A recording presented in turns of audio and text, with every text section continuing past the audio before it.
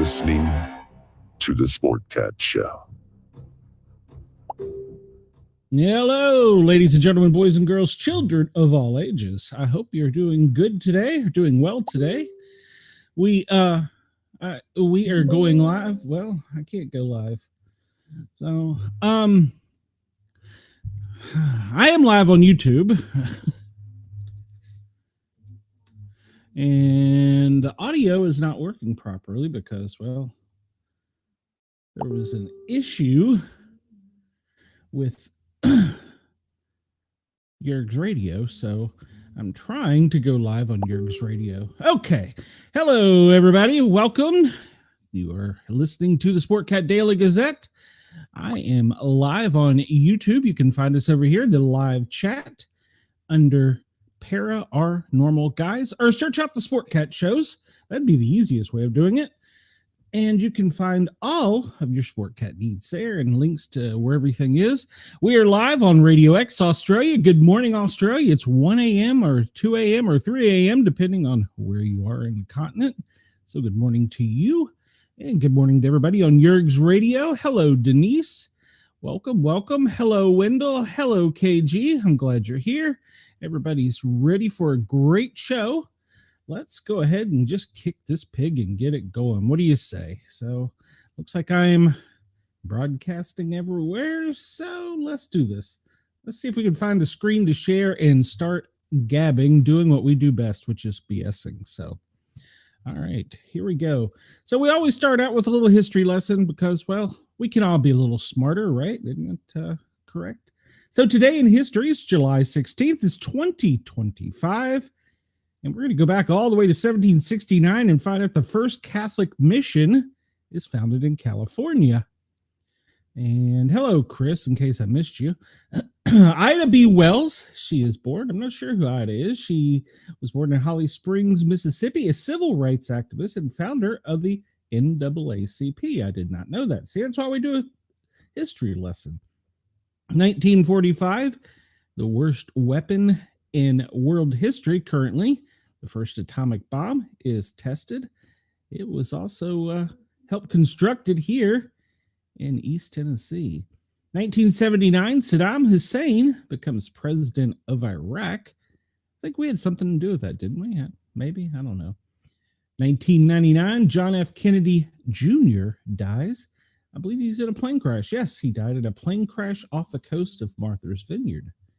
All right, so that was a brief lesson. Well, I thought there'd be more than that. Maybe it was an uneventful day. Yesterday seemed like it was a very eventful day.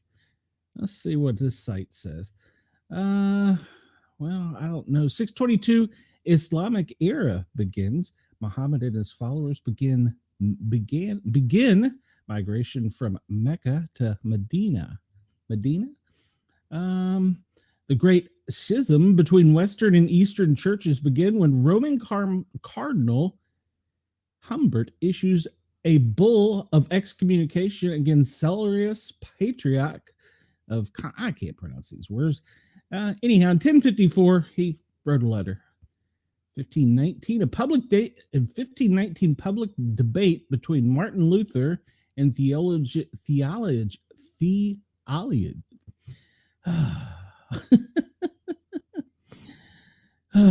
Well, Martin Luther in 1519 denies the divine right of Pope. That has to be a different Martin Luther.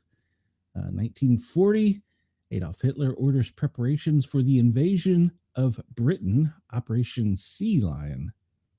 All right, well, that's not good. 2017, the BBC announces first ever female Doctor Who will be played by Jodie Whittaker. I saw some of those. It was pretty good. In 1782, Wolfgang Amadeus Mozart opera Die Entführung aus dem Serail, the abduction from the Sergalio in Vienna, with Mozart conducting. And in 2017, men's tennis star Roger Federer beats Marlon C for a record 8th Wimbledon's men title. I'm not much into tennis. Oh, maybe it's just me. I don't know. I prefer sports where you can hit each other. All right, so we're also going to dive into what is today, because today is always an important day. It's National Corn Fritters Day. I haven't had a corn fritter, and I couldn't tell you when. It's National Hot Dog Day. Supposedly, isn't it true if you eat a hot dog, it takes a day off your life or something? I don't know. I don't eat many. Artificial Intelligence Appreciation Day. Well, let's hope they can find the energy and water to keep appreciating them. Festival of British Archaeology Day, Fresh Spinach Day, Guinea Pig Appreciation Day, Harila Day, La Paz Day, Manuna Session Day in lieu, National Atomic Veterans Day. That seems fitting because of the bomb.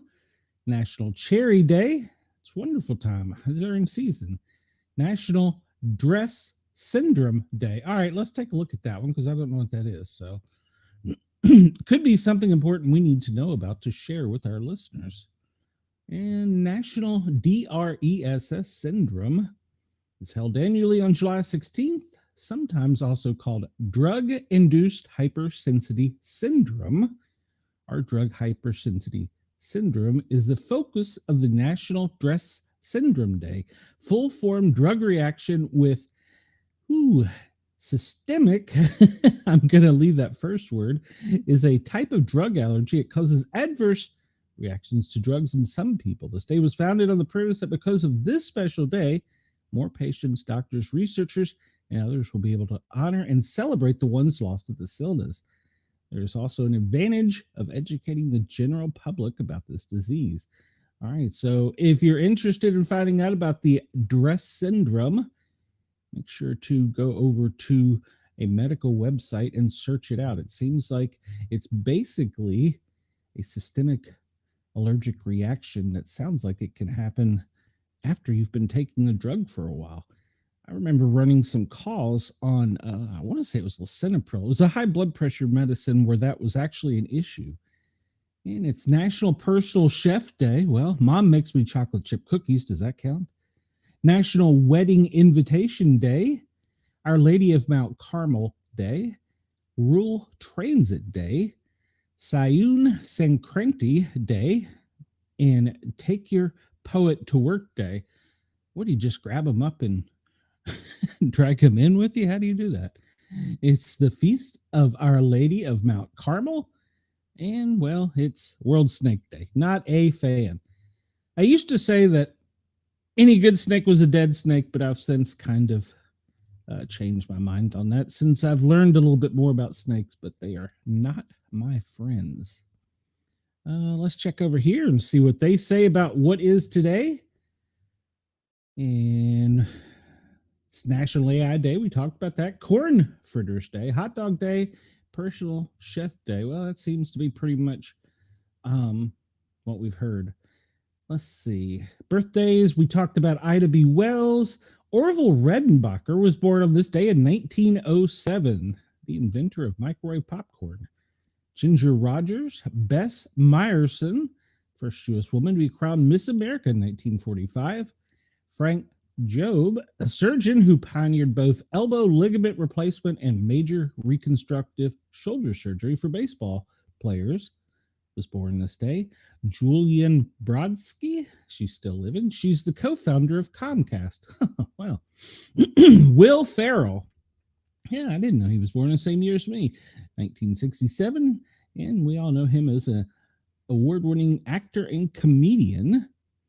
And in memorable days for today, the District of Columbia is established as the capital of the U.S. Is it true they took off the D.C. part? I have not researched that yet, but somebody told me that they took it off. That may be false facts, so don't quote me on that one. In 1798, the U.S. Marine Hospital as the first public health service. 1915. Oh, I didn't like these guys.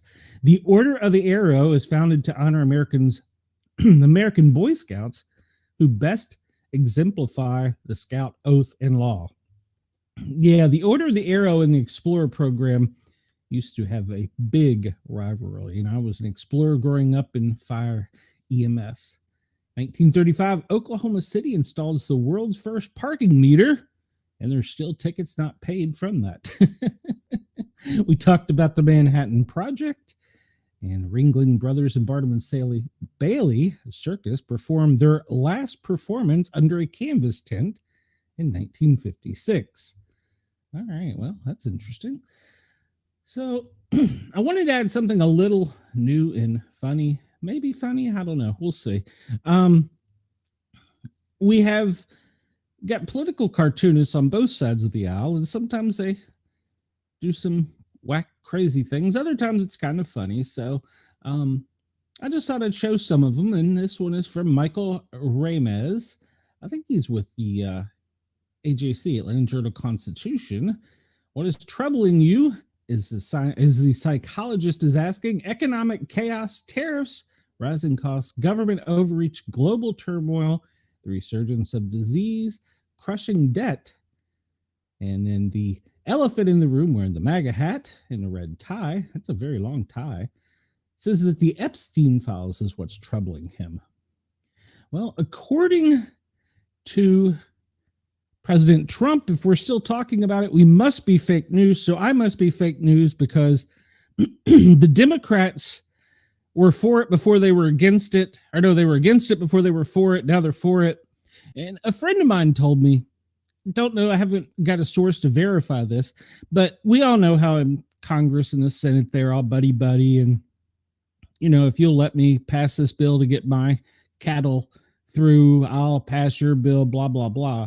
Supposedly, when they went to the Epstein vote yesterday at all the well, not all the Republicans, but the majority, most of the Republicans voted against. Supposedly, they were kind of going to them to make sure that nobody on that side of the aisle was going to flip and say release it so that they would be embarrassed. I don't know if that's true or not. I can't confirm it. I am actually asking some people around, but I don't know. It seems like that would be something they would do in politicians. One lawyer rubs the other lawyer's back. And bringing a poet to work day does sound exciting. Clay Bennett, he has a picture of the thinking man holding a pink slip sitting on top of the U.S. Department of Education. Well, I believe the Supreme Court gave him a win on that. Mike Lovick, he's the one from the Atlanta Journal-Constitution. It's Superman or Super Trump trying to fly up, but he's draining and melting in the swamp because of the kryptonite Epstein files next to him. Enough Krypton talk already. Kryptonite talk. And this one goes a little overboard, I think. Clay James, Grok, take out the education department, and it shows Trump riding a tank with it's a Confederate flag, a Nazi flag. I'm not sure what the other flag is. And the tank and robot are saying Heil Hitler. And Trump has got a $200 million, he's representing a $200 million contract over inside the tank. And they've got all kinds of little things on there. Deport Rosie, don't something. These are bumper stickers. Stop talking about Epstein. We're fake news. And I think that's a picture of a Confederate general that they've got attached to President Trump.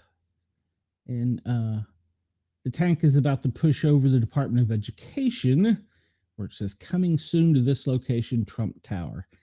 I think that's slightly exaggerated.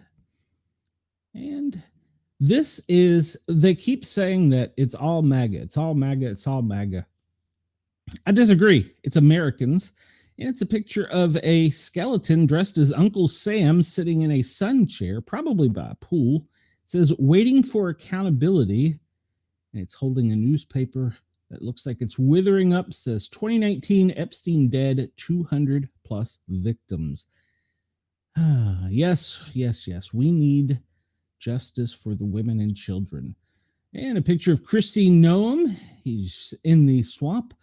Oh no, she's in the Texas disaster zone, and she's dressed in military camo. And it's not camo, military drab. And it says, to see if there's any dogs that need to be shot. Some of these people just aren't nice. This is Jeff Danziger. Don't know who he's with. And Lisa Benson has a picture of the monkey standing outside of a California cannabis crop with the ice wagon rolling away. It looks like it's got its red lights blinking, and it says, "But who's going to pick our crops?" Rob Rogers has a picture of President Trump as a cheerleader. It says the cheerleader takes a stand. Putin, he's okay, but why can't this war go away? Joe Heller has a picture of two alligators standing up, drinking their morning coffee, I guess, leaning onto the alligator Alcatraz sign. It says, "See you later, alligator. After a while, crocodile." I suppose that's supposed to be funny. So, yes, Chris, you're right. But I'm not ready to give up 100% yet. I'm hoping that we're just waiting to make sure that all the women and children are taken care of first. But you're correct. He's doing a pretty good job of taking himself out. But I also think we're doing a play on words, because is there a quote list? Is list the correct word? And a lot of people, if you research Epstein Island, they keep talking about the flights to the island. There's no airport on that island if you go to Google Maps and check it out. So there's no actual plane that can land on that island. So I think we're looking at a play on words, hopefully just to buy some time, even though I do think, what's her name? Bondi fumbled this whole thing from the get-go. So Matt Davies, he has one. It says, "Nothing to see on Epstein. It's a plane." That's labeled the White House plane, and it's drawn "Nothing to see on Epstein" in the clouds. And it says MAGA and Q looking up, saying, "Look, chemtrails." Well, I don't know. I don't know if that was as funny as I anticipated it to be, but there you go. It's across both sides of the aisle. But I think the main thing we should take away from the whole Epstein thing, since I'm going to be fake news and I still want it to come out because there are still women and children victims. I mean, after all, there is a female in prison right now that need justice. So if we don't want to call it a list, we want to call it a docket, whatever. I think it needs to come out eventually. And the fear is that it's going to bring down the world governments. It's going to cause world chaos. There's going to be problems with violence, civil unrest, destruction of property. Well, maybe if you're a bad guy, shouldn't be doing this stuff, and we wouldn't have to worry about it. So, I don't know. Just me. Who am I? I'm just a guy that pontificates on YouTube and internet radio. So, all right, well, this is a letter to Dear Abby. "My brother sent a strange emoji to my husband, and I want to know why." And it says, "Dear Abby, my husband and I have been married for 3 years. Most of the time, it has been perfect. 6 months ago, we received some amazing news. We are expecting a child. This was a miracle. We've been struggling to conceive, and I had almost given up hope that it would never happen. My problem is, when my husband and I started dating, my husband and my brother became fast friends. At first, I was thrilled that the man I loved got along so great with my family. But ever since the news of our pregnancy, they have become almost inseparable. They text constantly, and it seems almost every weekend they are taking hunting trips or going to the casino. My husband says he's just trying to have some fun before the baby comes along. Am I wrong to feel he should be spending more time with me, the pregnant mother of his future child? He's a great provider and a loving husband when he is present, but I can't help but feel neglected. One evening, we were sitting on the couch watching TV, and I happened to get a glimpse of his phone. I noticed he was texting my brother, as usual, but then I saw a text from my brother, 'Good night, babe,' with a heart emoji. I didn't mean to snoop, but I was shocked and couldn't unsee this. I immediately asked what was going on, and he very defensively told me it was an inside joke, that I shouldn't be reading his texts over his shoulder. I feel crazy for even thinking this. What I'm thinking, could something be going on between my brother and my husband? I don't even know how to begin to confront this issue, And I'm afraid if I ask my husband point blank, he will lie to my face. I feel lost and betrayed. Please help. Crestfallen in Colorado. All right, well, let's see what Abby says.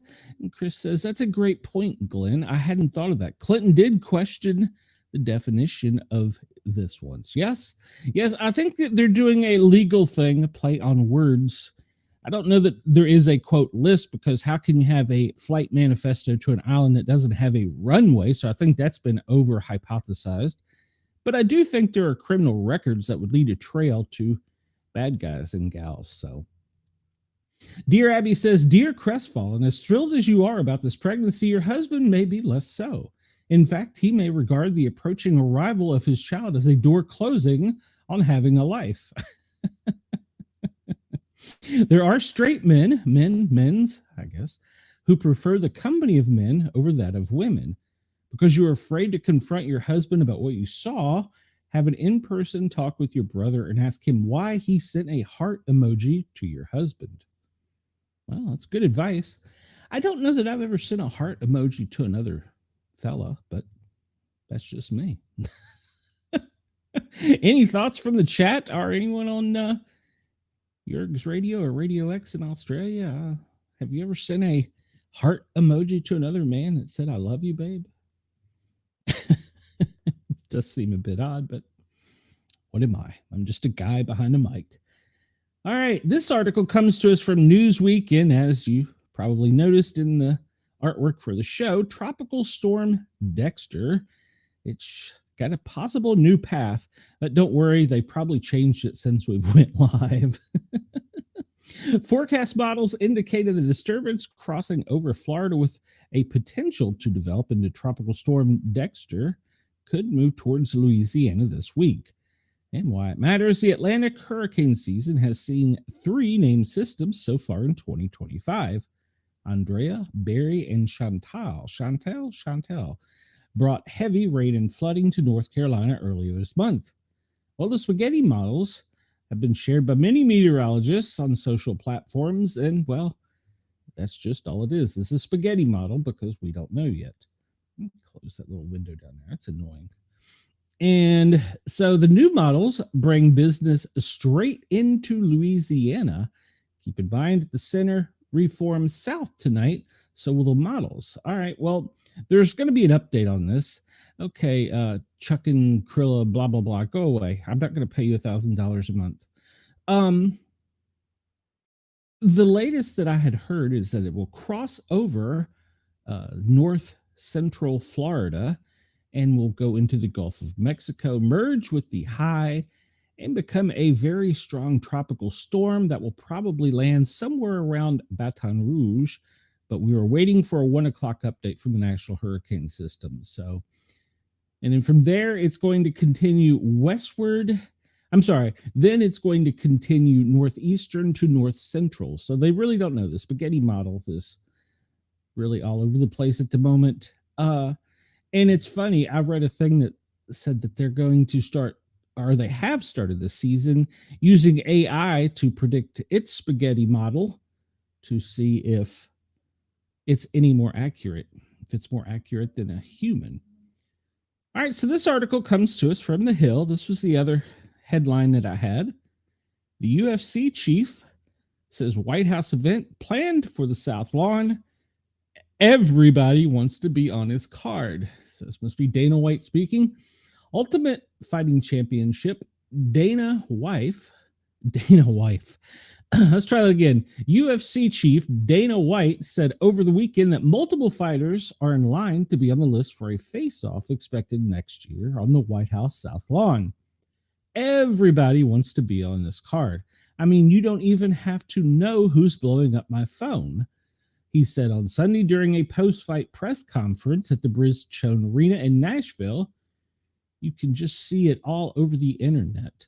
But, you know, the fight's a year away, so the landscape will change a lot over the next year, he added. President Trump, who attended a UFC fight earlier this year with allies and members of his cabinet, floated the idea of a fight on the South Lawn weeks ago as part of the nation's 250th birthday celebration.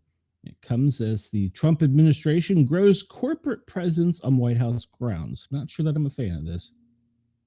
The UFC moves comes after Trump held an event for Tesla on the South Lawn earlier this year when he purchased an electric vehicle alongside then ally Elon Musk. In a statement, those protesting the automaker, in addition to the first ever corporate sponsored White House Easter egg roll. I wasn't aware that it was corporate sponsored. And for some reason, I was thinking, maybe it was just because I didn't look it up, but I was thinking that Tesla was donated, but why would a rich guy give another rich guy something? So that makes sense. We're going to be on the South Lawn, and literally, when you're watching this fight, you will be at the White House here, and then behind me will be the Washington Monument, he said during the press conference. We're just getting into logistics now. My team has already walked the White House with the staff there, and now we're putting together a design, he added.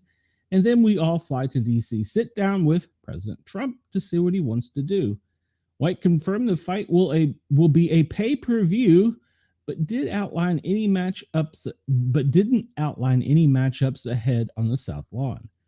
Earlier this month, the president suggested the event would be full of championship fights and could host up to 25,000 people. Okay, if it's for America's 250th birthday, why is it pay-per-view? Should be free. If you're going to put it on the White House lawns, no one should be making money on it. Maybe the fighters, since perhaps they're the ones taking the brunt of it. But other than that, nobody should be getting paid for it. It's on government property. Didn't we just have an article yesterday about the military doing PT? And they were saying that under a MAGA flag that was wrong. So why can you have a corporate event on the White House lawns? Okay, come Jerry, I'm not going to pay you $2,000 a month either. Go away. I'm getting, you all can't see, but I'm getting these comments over here where people want to take money and get me subscribers. So the best way you can help this channel, because we're at 754 subscribers right now on YouTube. We're making a push to get to 1,000 by the end of summer, definitely by Christmas. If I could get you to come over to YouTube and find the Paranormal Guys, 3 words, Paranormal Guys with a Z, or just search out the Sportcat shows, hit that subscribe button. It would help me out immensely. And please, when you subscribe, share this to your friends and loved ones. And if you don't have time to watch, or you can't watch from your location, remember you can always go to Yerg's Radio, Right Talk Radio, Left Talk Radio, Sports Talk Radio, Center Talk Radio. Yerg's has got like 20 channels. And you can also go to Radio X and Dare Talk in Australia and check us out. And we do appreciate all of you for your support. All right, so we're back on the fake news thing again.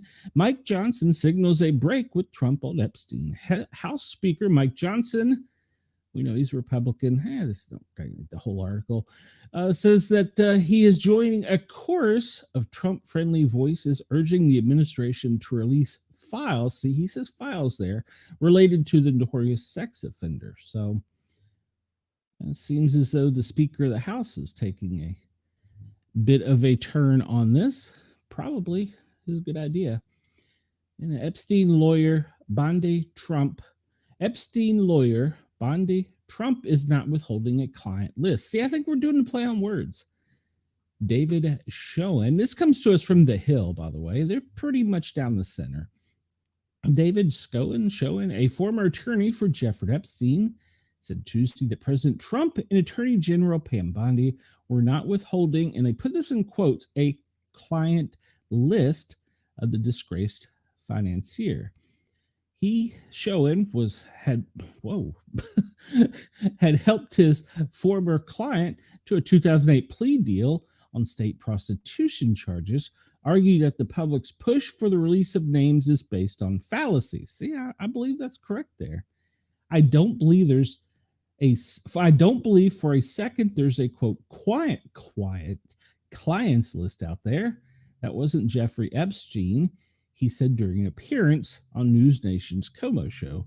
The lawyer also signaled that his former client had no plans to blackmail people in his inner circle, a conspiracy theory that has gained prominence after Epstein's death in 2019. Investigators did recover 300 gigabytes of data held by the deceased financier that included graphic images of minors, lists of victims' names, likenesses, physical descriptions, places of birth, associates, and their employment history, according to the memo released by the DOJ earlier this month. So they have a list of victims' names and their personal information. The memo has since sparked backlash, also concluded Epstein did not keep a list and that his death in the New York City jail cell was a suicide. Well, you didn't quite give us the video that was unedited that we asked for, and you flat out lied to the American people, according to forensic investigators who say that the video was tampered with that was released. That's not my words. That's from some other people. So that's not from the Hill article. That's just some other things you can research and look up. But supposedly it was edited. It was not a glitch as per Pam Bondi. So I know that people want to see a certain period. I know that people want to see it as a certain period of interest in all these things, he told Chris Como when asked about whether officials in the Trump admission were withholding names. It's tantalizing, but I don't think that information is out there, he added. He suggested that Epstein's connections to celebrities and political influences created a window for speculation. Well, that is correct.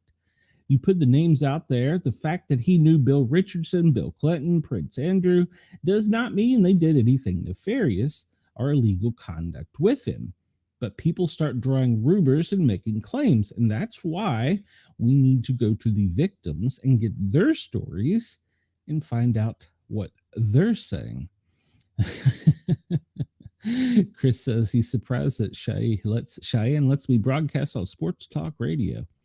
And man, now there's one on Twitch. Cheap viewers, give me $1 million. Go away, guys. I'm not going to do it. I want everybody to come over and subscribe. We're growing organically. So yes, I agree with this author of this article on the Hill that just because, he knew somebody, he shook hands with them, doesn't mean that they necessarily did anything wrong. So also the accusers demanded a certain level of privacy. So the judge balanced that when the parties came before him. And that's why he kept some of those files private. So there you have a judge has kept things private. We should respect the privacy of the victims.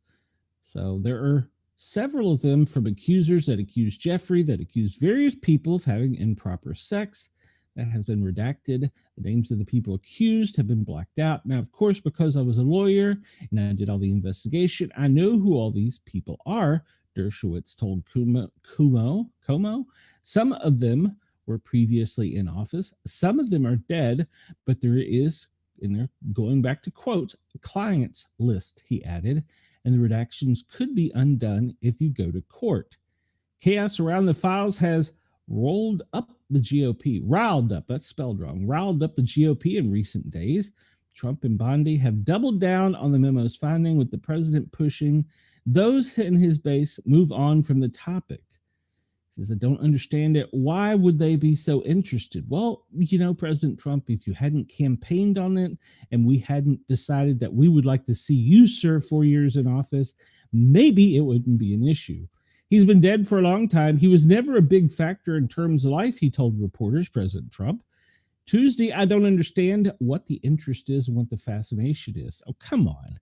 You were a reality TV star. You know what the fascination is. Come on. Celebrities, royalty, politicians. Come on. Dirt. Yeah.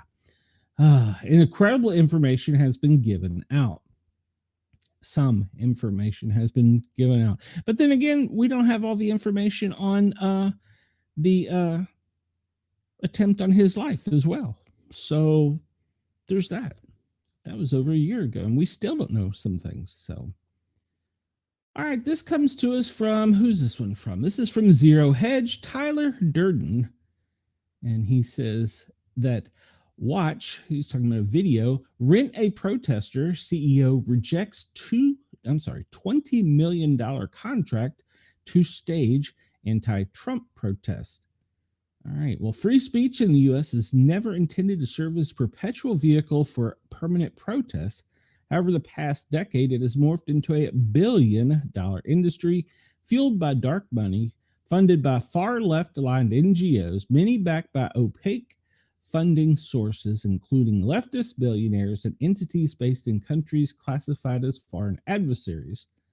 I would add to this article that there's probably people on the other side, too. Yet here we are, far-left NGO networks, some aligned with Marxist ideology, attempted to coordinate acts of civil unrest in Los Angeles last month, including arson and insurrectionist behavior. Simultaneously, operatives tied to far-left color revolutions operations, including the Indivisible movement, have targeted Elon Musk and President Trump. In fact, Indivisible has maintained a continuous nationwide protest pressure campaign against Trump.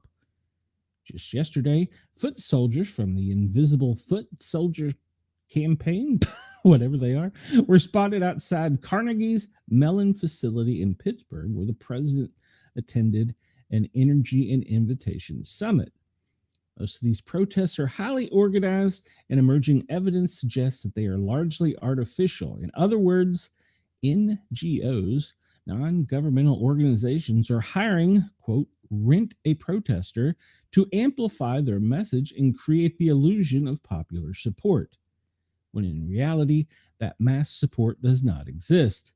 The latest evidence comes from an interview between News Nation's Brian Itten and Adam Swart, CEO of an activist group called, and this is in quotes, Crowds on Demand. Words in quotes mean things. Swart told Enten that an unnamed organization offered to pay his company $20 million to recruit demonstrators for the anti-Trump protests on Thursday. That's a lot of money. We had to reject an offer with around $20 million for nationwide, large-scale demonstrations across the country. Personally, I don't think it's effective. I'm rejecting the contract not because I don't want the business, but because, frankly, this is going to be ineffective and make us all look bad. Well, that's true.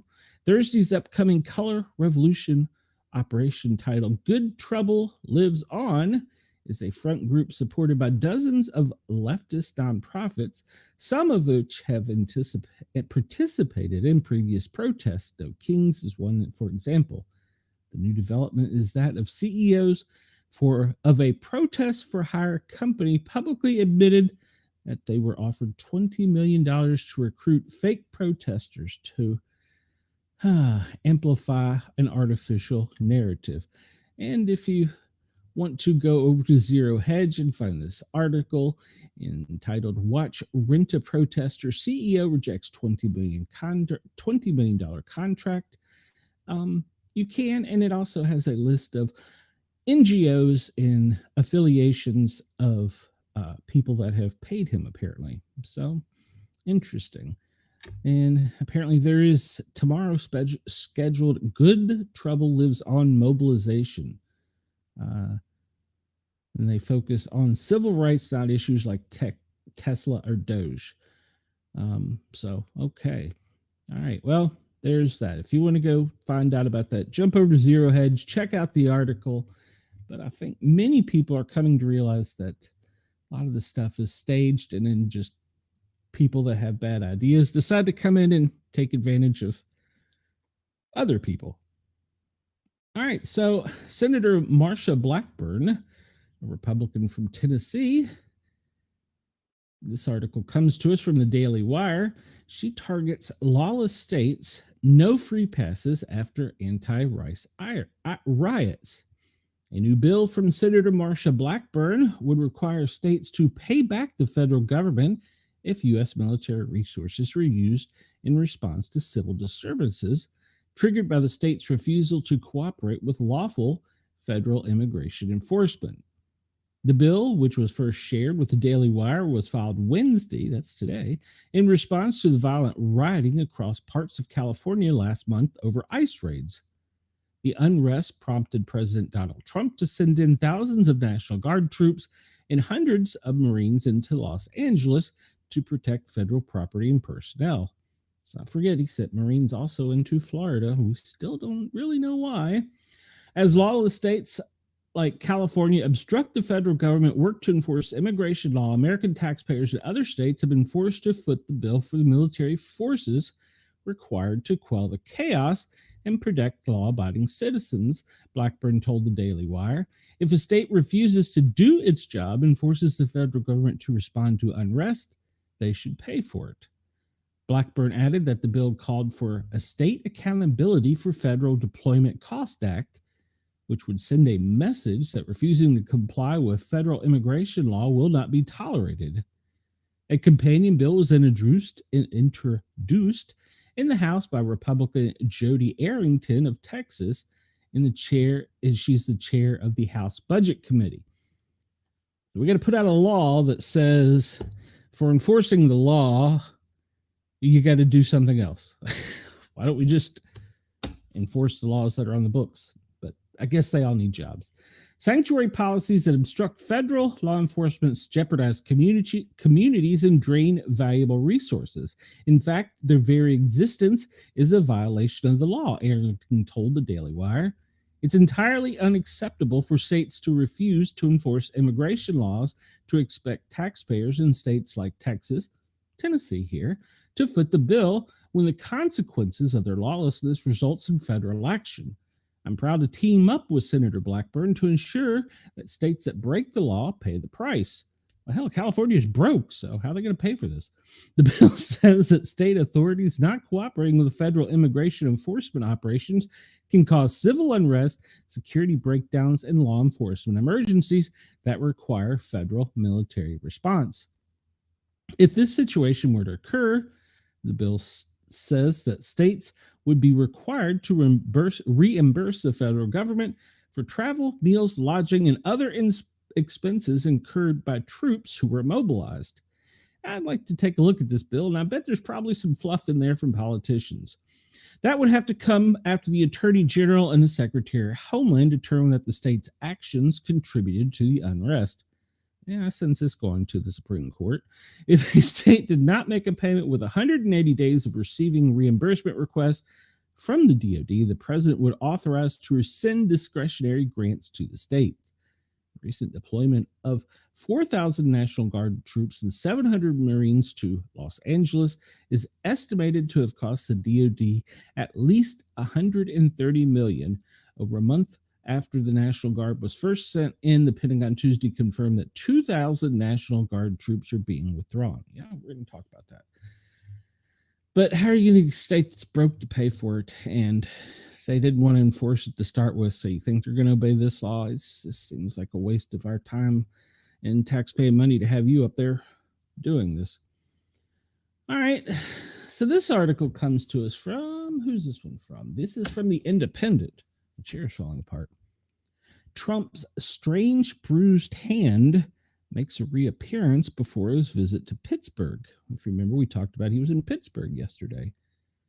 President Trump's mysterious hand bruise has reappeared, but this time it appeared to be caked in even more makeup. The commander-in-chief, who is age 79, was snapped by media while boarding Marine One at the White House ahead of his trip to Pittsburgh on Tuesday, when his off-color hand was noticed. In a zoomed-in shot, I'll have to check out Penguin 6's photos because he's usually the one that gets these photos. A zoomed-in shot of Trump's hand appeared to be flaking with a layer of makeup, a shade that did not match his skin, wasn't Cheeto-colored, plastered over the top. On one area of his hand, buried beneath the concealer, I guess that means makeup, is that right? Looked like an incision or scar of some kind. The mark on his right hand was first noticed months earlier in February during a meeting with French President Emmanuel Macron. I show a picture, and maybe I'm blind, but I don't see an incision. I see an old man's hands with veins. At the time, the right hand appeared yellow and bruised, and it seemed to be covered in concealer. On Wednesday, White House Press Secretary Carolyn Leavitt reaffirmed the statement she gave to The Independent in February. President Trump is a man of the people, and he meets with more Americans and shakes their hands on a daily basis than any other president in history. His commitment is unwavering, and he proves that every single day. Dr. Stuart Fisher, an internal medicine physician in New York, told the Daily Mail in February that the bruises were concerning. He said that while aggressive handshakes may contribute, the president's age, which naturally weakens his blood vessels, can make bruising more severe. He noted that the president is the second oldest in U.S. history. Equally, osteoarthritis, a degenerative joint disease, could be a cause, the doctor speculated. Ultimately, I think it's probably all those things together, he said. Trump first blamed the bruise on repeated handshaking during an interview with Time magazine for his cover shoot in December. He spoke with reporters in a press gaggle Monday about the rise of inflation, tariffs, and the Russian-Ukraine conflict, a trade agreement with Indonesia, and the Epstein debacle. He then headed to Pennsylvania Energy and Innovation Summit to tout $90 billion investment in new energy and AI technology. In late April, the patched over hand was spotted during the presentation ceremony for President's trophy in Washington, D.C., where he clung to a football. Leavitt battled off allegations of ill health again, insisting it was a result of frequent handshaking. The same month, the president underwent his annual physical medical examination at Walter Reed and declared himself to be in excellent health. Now, I gotta say, yes, I agree, Denise. Probably thin skin due to an older aging. They do bruise easier. I found that out after I fell out of my chair here at the desk. It's probably that. And let's not forget that the president is a germaphobe, and he applies hand sanitizer at every possible opportunity after having come in contact with other people. So, yeah, that's probably some of it. But I gotta be, as a paramedic, I have to say, man, we're going so far as to microscopically examine this. I mean, these photos, if you go over and check them out, I mean, yes, that could be something, but it looks to me like it's a basically disgorged vein, which could be from handshaking, or he could have bumped it getting onto Air Force One. But man, we are going to such extremes that we are so zoomed in on photographing the president's hand, but yet we can't find the victims for the children and women that were harmed by sexual predators. Come on, man. And we're talking, and as Trump said, he doesn't understand why we're fascinated with this. Well, it's because of the media. They want to make a scandal. They want something. They want a Chisholm. They want something. And yes, that could very well be makeup over a bruise, but good Lord, you're zoomed in. I mean, I would like to know how many times this is zoomed in. And then we have, as citizens or readers online of this article, we have no idea if it's enhanced or not. So I think they're going a little bit crazy with this. Chris says the media that had their head in the sand about Biden's mental status over the last 10 years is now taking zoom-in photographs of the president's hand. Exactly. And to be clear, it's not that they're zoomed in. They're taking pictures from the press pool, and then they're zooming in with their photo editor. Only in America. Only in America. I mean, really? Really?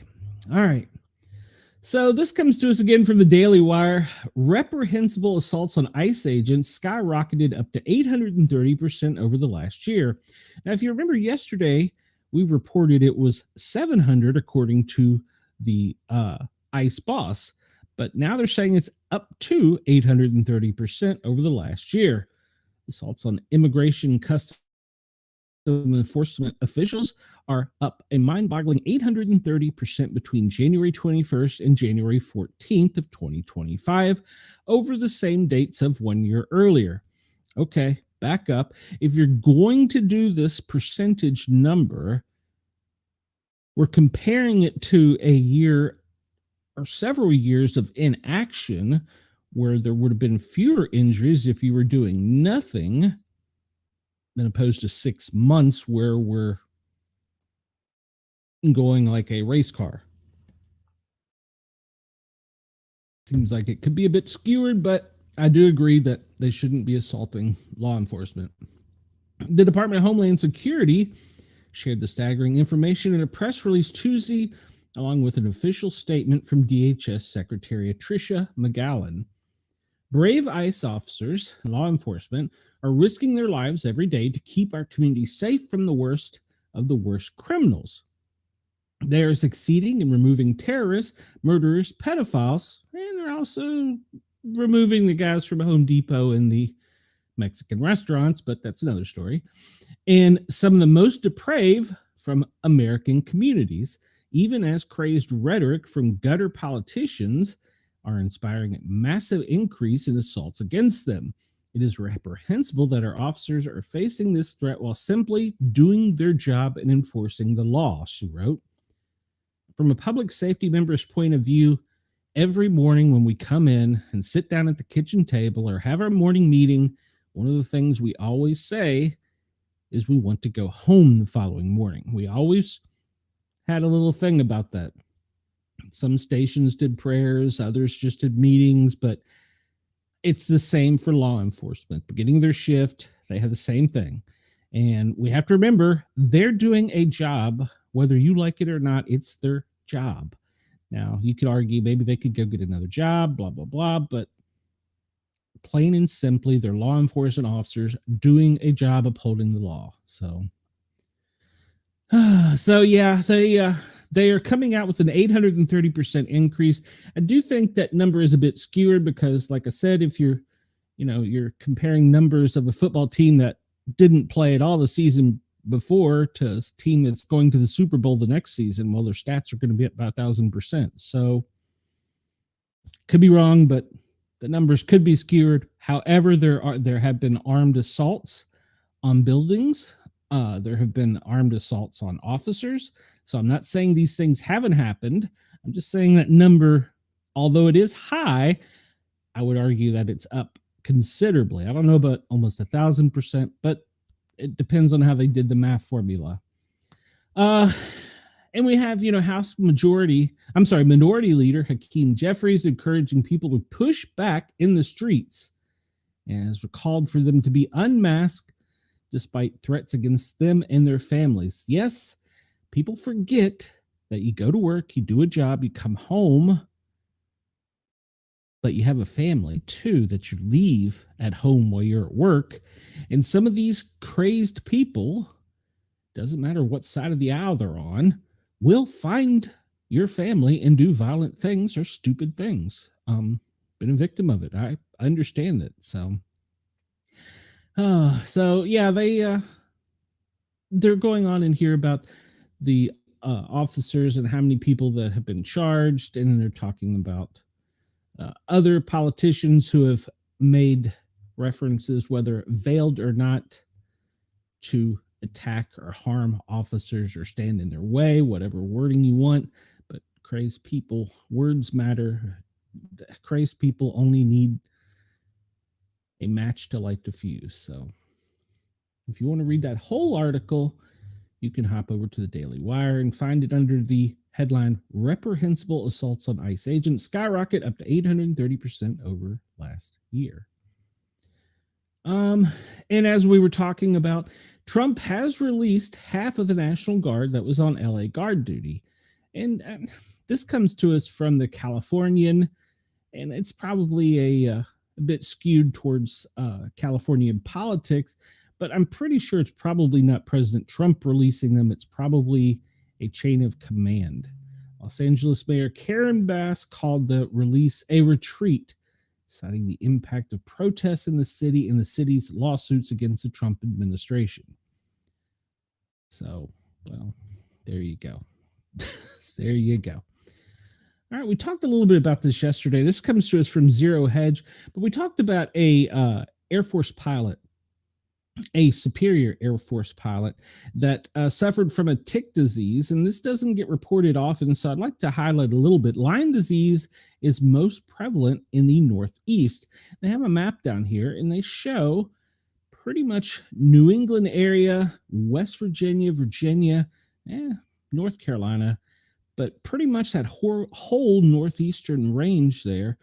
Lyme disease is prevalent in ticks. And that also goes across pretty much the colder parts of the north, all the way over really to the west coast, most of the top bordering states with Canada. Chris says Trump cannot be releasing that many people with such a deformed hand. That's right. That's right. Oh, Lord.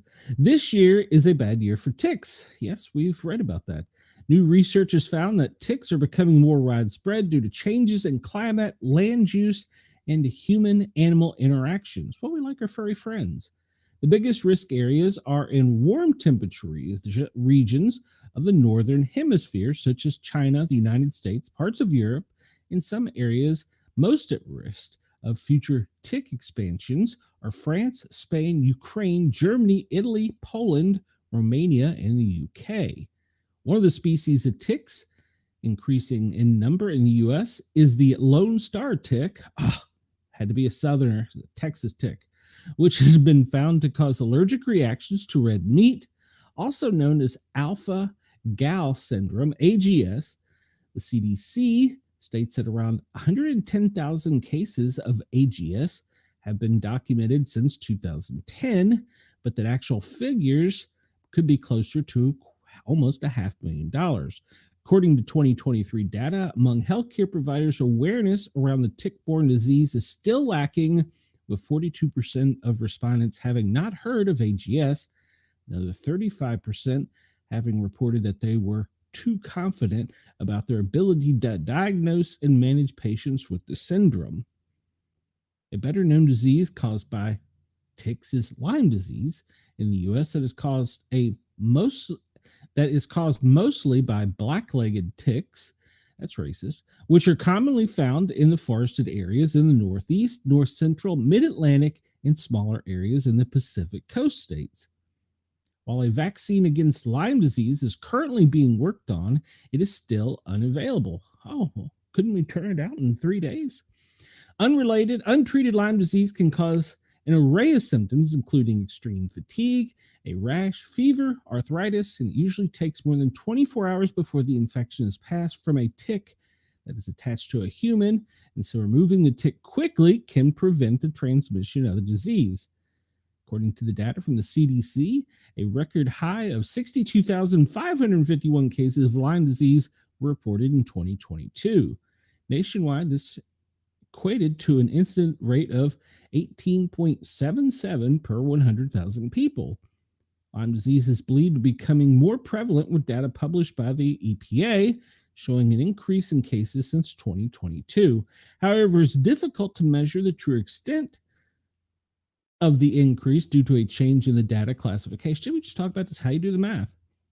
As the chart above shows, Rhode Island, Vermont, Maine, West Virginia recorded the highest incidences of Lyme disease across the United States in 2022, ranging between 137.7, how's there a point, and 212 cases per 100,000 people. The CDC advises preventative measures to be taken by those in high-risk areas, such as long grass and known tick regions, including wearing protective clothing, insect repellents, as well as immediate tick removal and fine-tipped tweezers. I disagree with that. There's an actual tool for removing ticks that is much better than tweezers.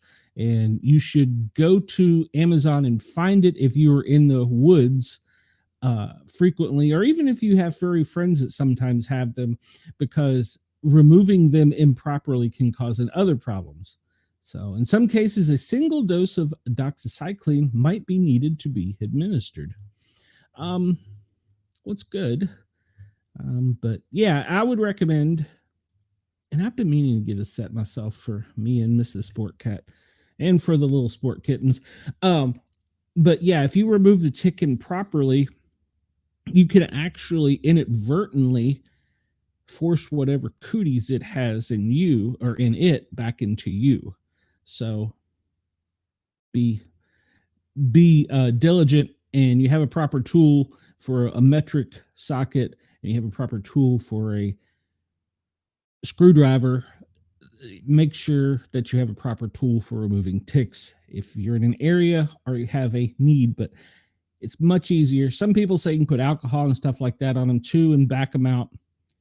But remember, any animal dying releases toxins. So there you go. All right, so this comes to us from Breitbart. Take it for what you want. But despairing Hunter Biden says to Democrats they lost the election due to disloyalty to his father.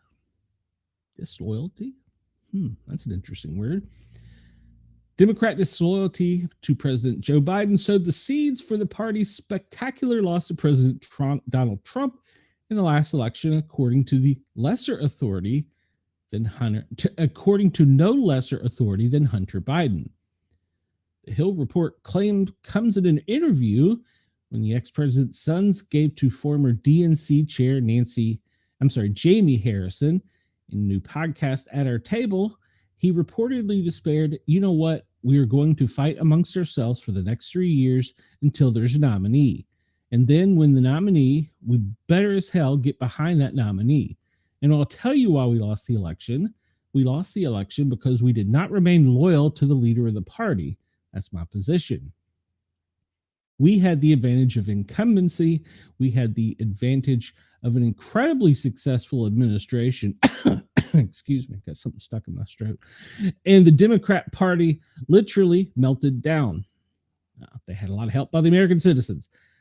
The remarks are part of a broader interview Harrison did with Biden Jr. set for launch on his podcast Thursday, according to The Hill.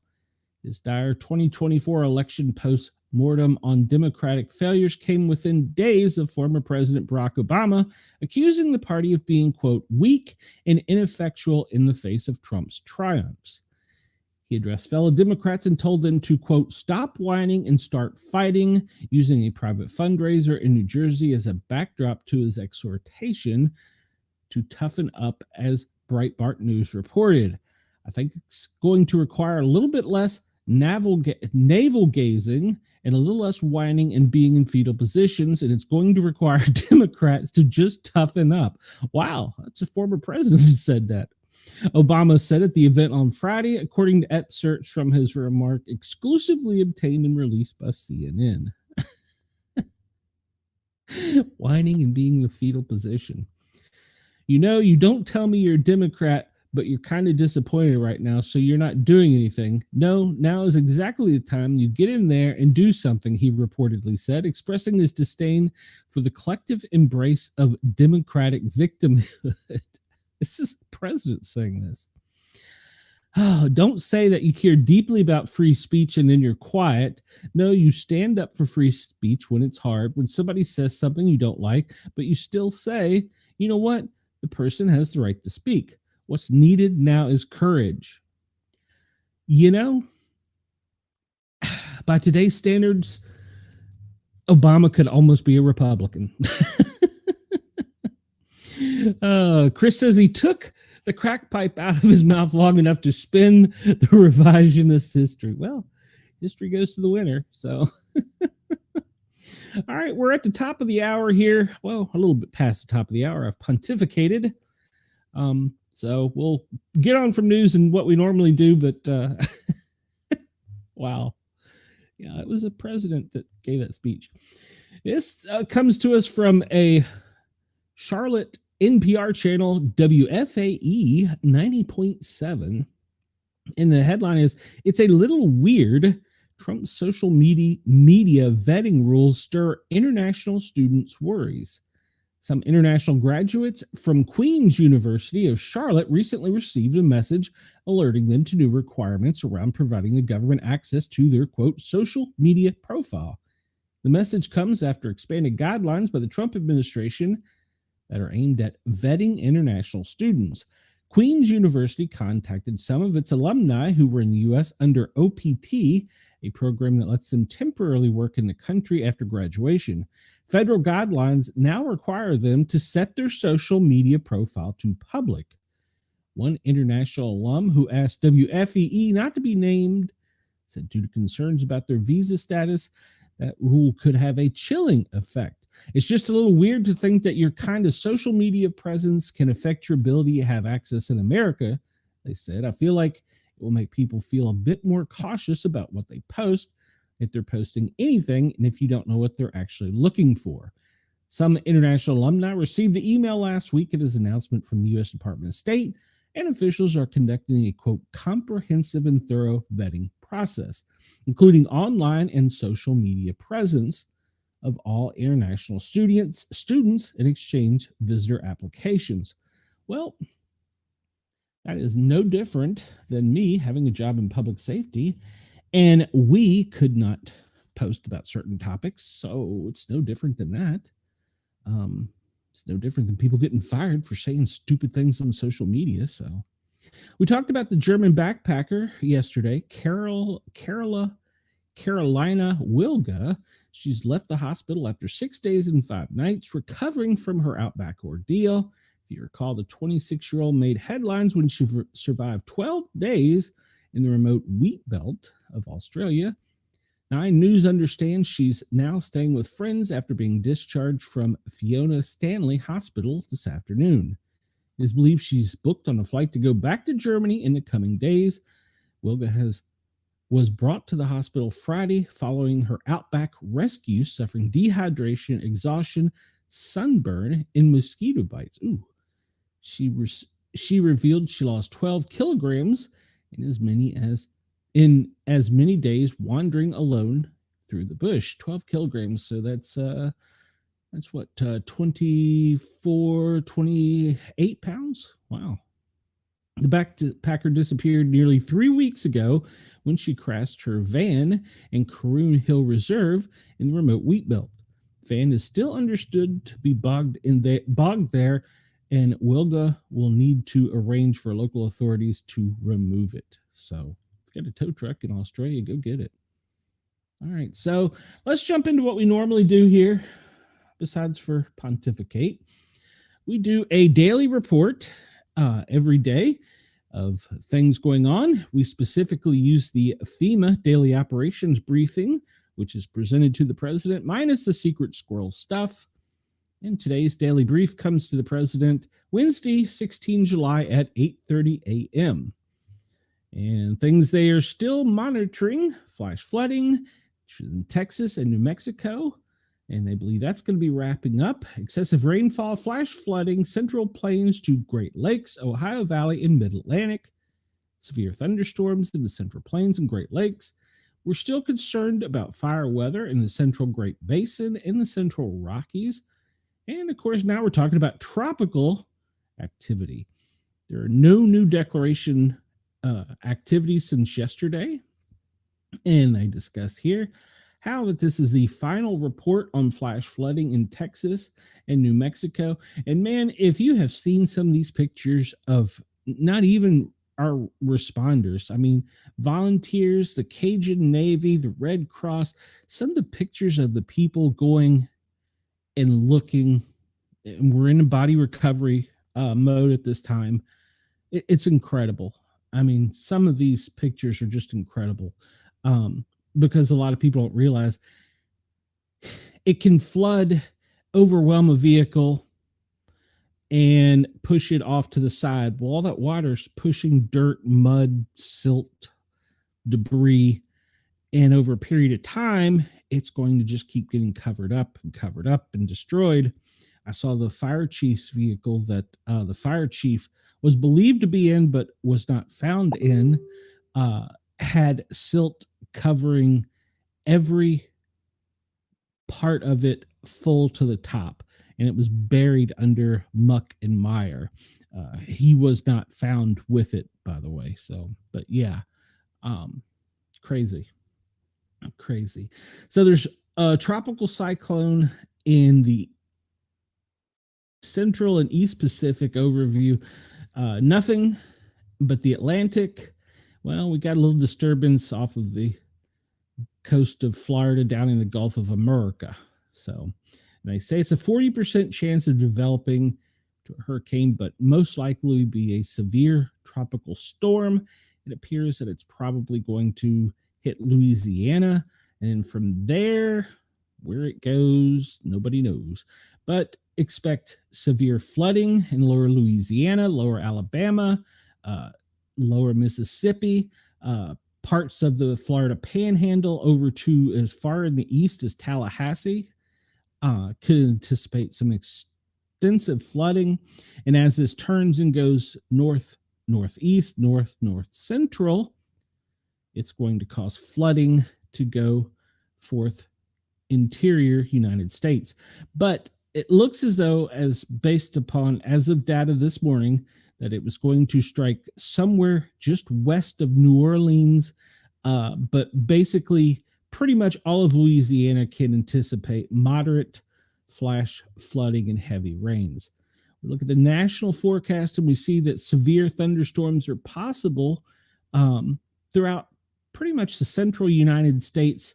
But heavy rain and thunderstorms are pretty much anticipated on most of the entire country, minus the West Coast. Some spotty, some more concentrated. And Thursday appears it's going to be pretty much the same, but we're going to lessen the effect of severe weather in Thursday. Friday, the heat may kick it up a little bit, and depending on where the location of the storm or hurricane is. The fire weather outlook, well, we see Nevada, parts of Idaho, Mexico, are severe fire risk. Tomorrow it's going to be a little bit better, but right now there are 10 new large fires. 4 large fires have been contained. Uncontained large fires are at 42, and in year-to-date, acres burned is 2,647,028. We've required 16,414 responders, and they've sent complex teams, 19 complex teams in, and you can see most of these fires are on the left side of the country, past the Rockies, up into as far up as into Oregon and Washington, heavily concentrated on the other side of the Rockies in California. And the space weather outlook, well, it appears that there's not going to be any storms or activity from Mr. Sun today for the next 24 hours, so that's good. And the FEMA operating picture is they've got people operating pretty much almost every state, really, where they're helping with either flooding, they're helping with repopulation, severe storms. So there's teams operating pretty much throughout the lower 48. All right, the next thing we look at is the president's schedule. Yesterday, I want to point out, I brought up that there was a lockdown on the White House lawn. It was not a scheduled lockdown. There was a scheduled lockdown, but there was a lockdown because someone threw a cell phone over the fence. And I guess that sets off a scale, which sets off a hazmat response and a bomb squad response. But it was cleared up relatively quickly, and apparently was nothing to see here. So this morning, Wednesday, 16 July, President Trump had a in-pool call time for the cameras at 9 a.m. At 11 a.m., he greeted the crown prince and prime minister from the kingdom of Bahrain. 11:15, he participated in a bilateral meeting with the crown prince and prime minister. 11:45, he participated in a bilateral lunch with the crown prince and prime minister.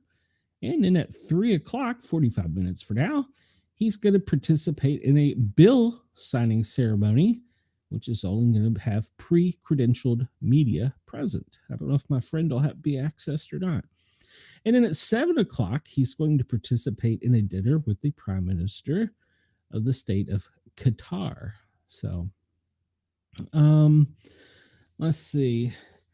And this, they've updated it. The object was thrown over the gate on the north grounds, was cleared by EOD, and the person transported. So they did catch the person. They captured him, arrested him, and transported him for a mental health evaluation. That occurred at 11:56 yesterday. Here's an idea. If you want to go missing and never be seen again, try something like that. All right.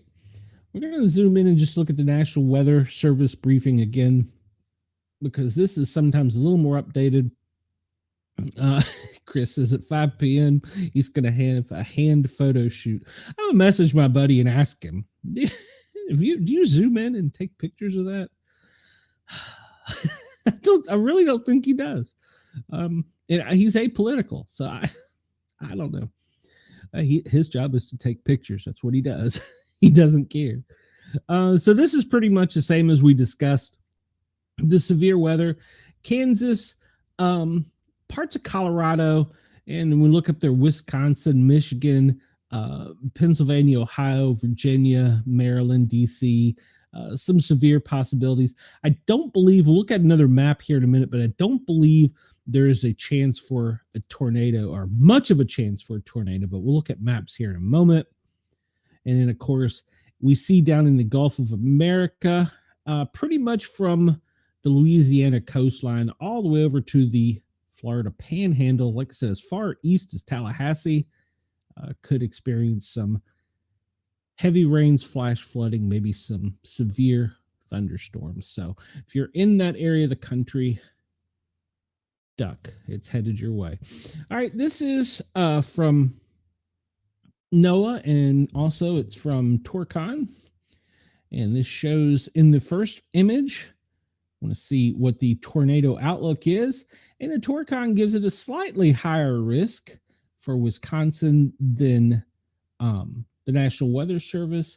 And then for wind, they have a much broader, coming over the Colorado Rockies back over the Great Lakes, and well, it's interrupted by the Appalachia. And then on the other side of the Appalachia, all the way up into the northeast, reminder, the Appalachia do reach up into the northeast. So some high wind capability is their prediction, much less so by the National Weather Service. And then the hail, I have heard reports of in Colorado, maybe up to egg-size hail could be produced by some of the storms. So if you're in Colorado, pay attention to that. All right.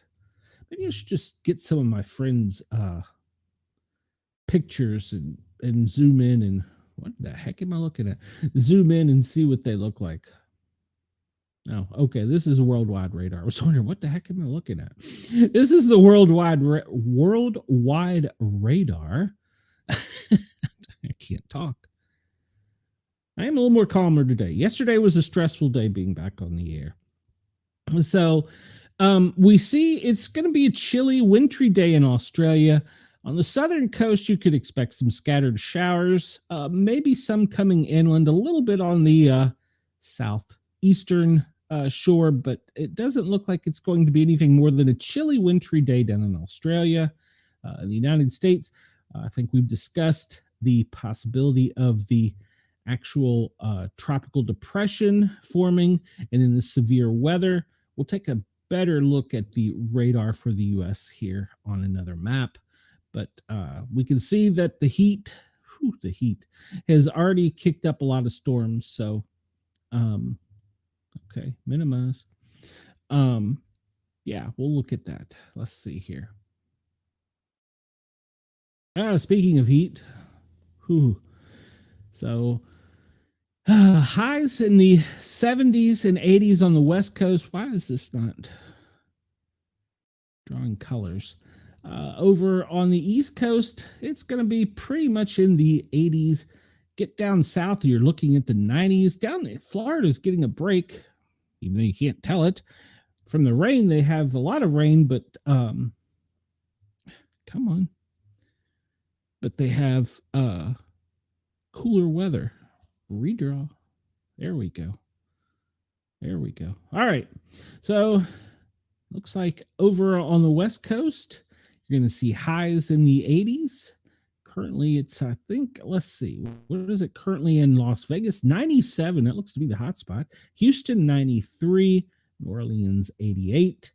Over on the East Coast, Jacksonville, 90. It gets a little cooler when you go further down south. That's because of the cool winds from that low wafting down upon them from the north.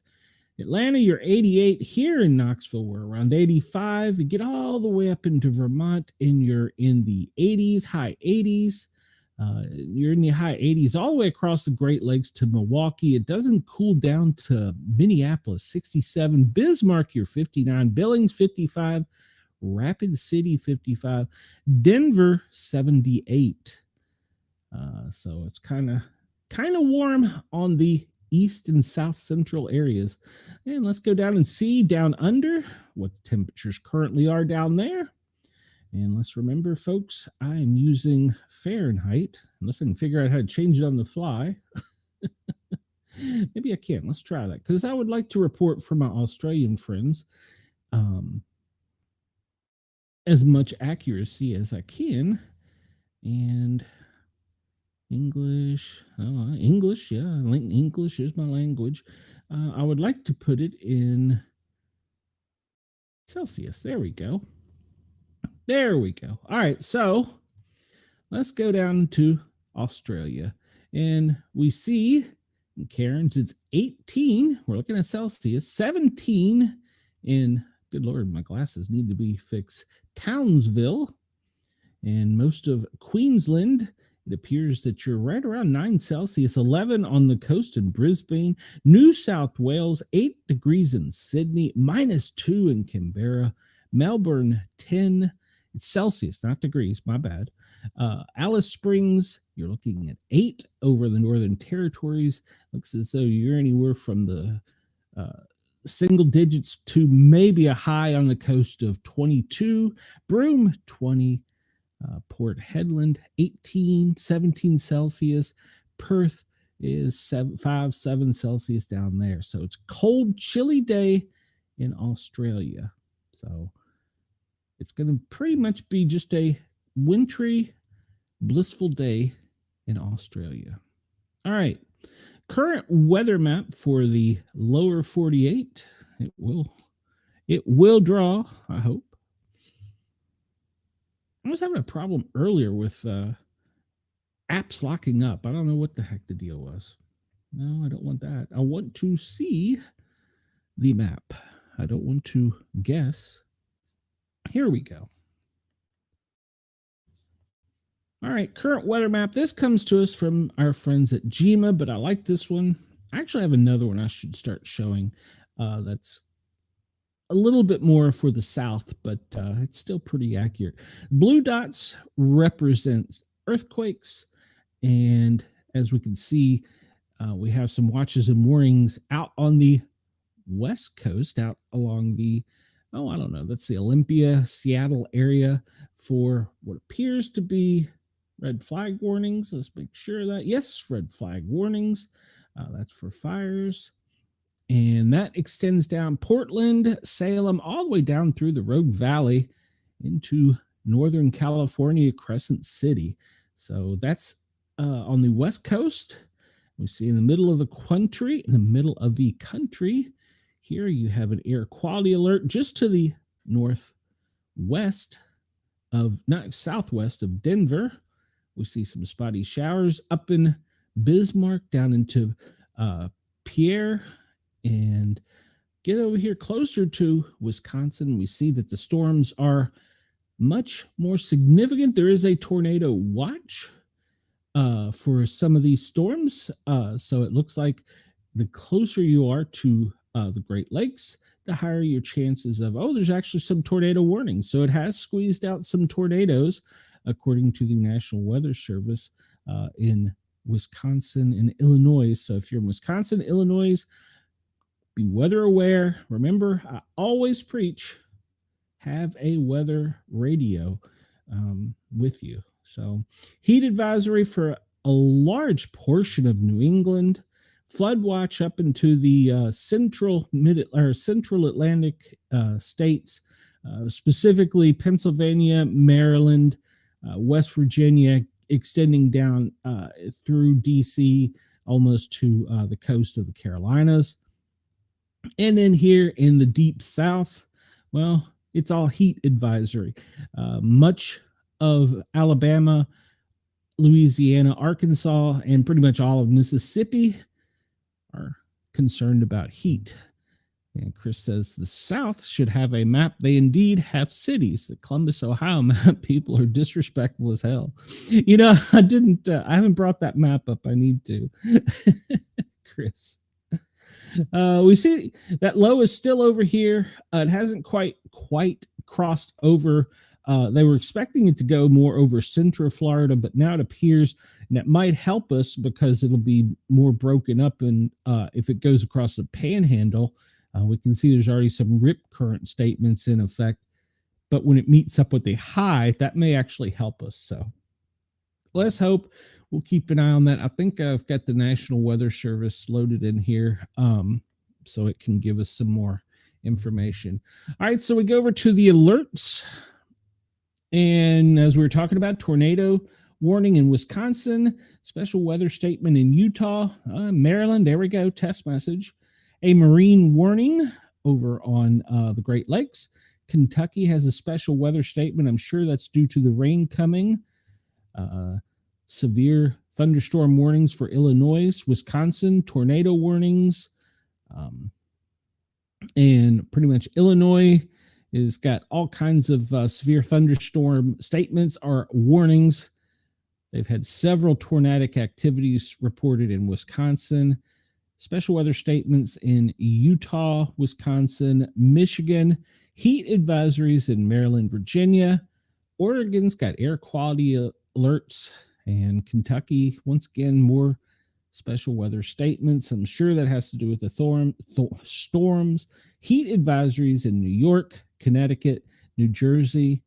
And there's been several tornado warnings in Wisconsin. So if you're in Wisconsin, please pay attention and have a weather radio so that you can find out and be alerted to activity in your area. Special weather statement for us here in Tennessee. Heat advisory, like we were talking about, up into New England. So, yeah. Small craft advisory on the Chesapeake Bay. And heat advisory for Connecticut, New York, and Vermont in that one.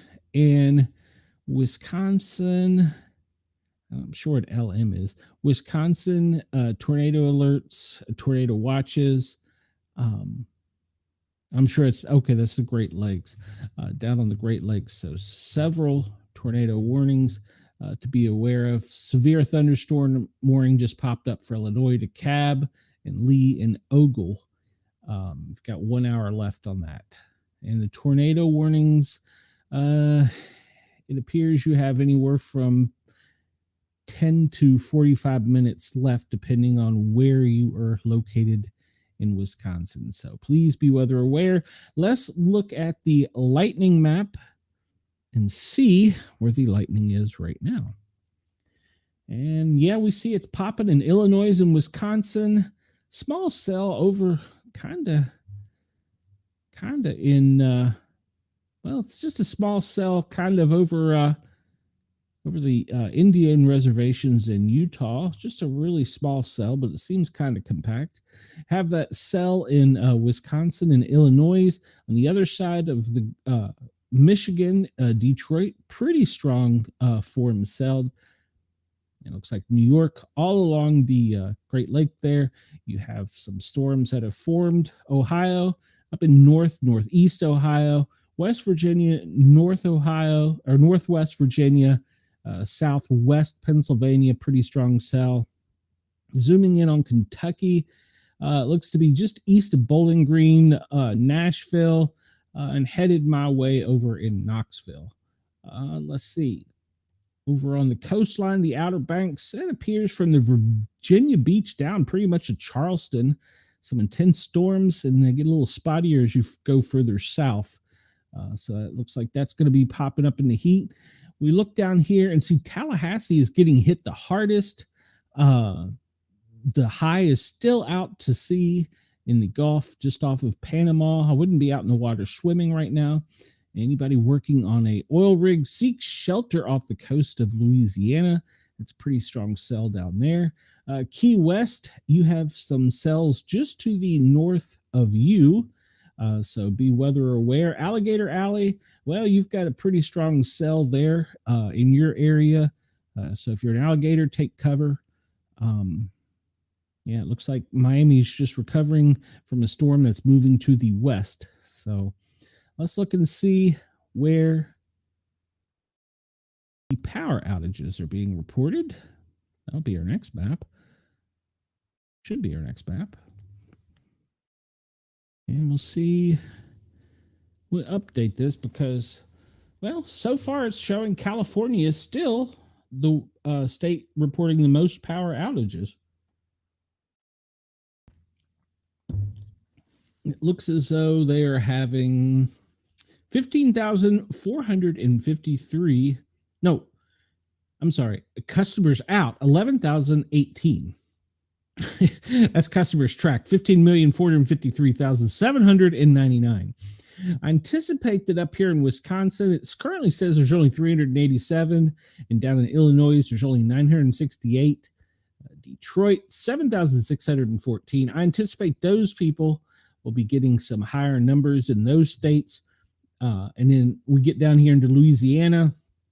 Currently, only 943 people without power in Louisiana, 541 in Mississippi, 1,525 in Alabama, Florida, 8,957, Georgia, 1,823. So anticipate down in the Gulf of America, that will grow here in the next little bit. As that storm moves, I anticipate that it will. I'm not even sure why I got this map. What was I going to show on this map?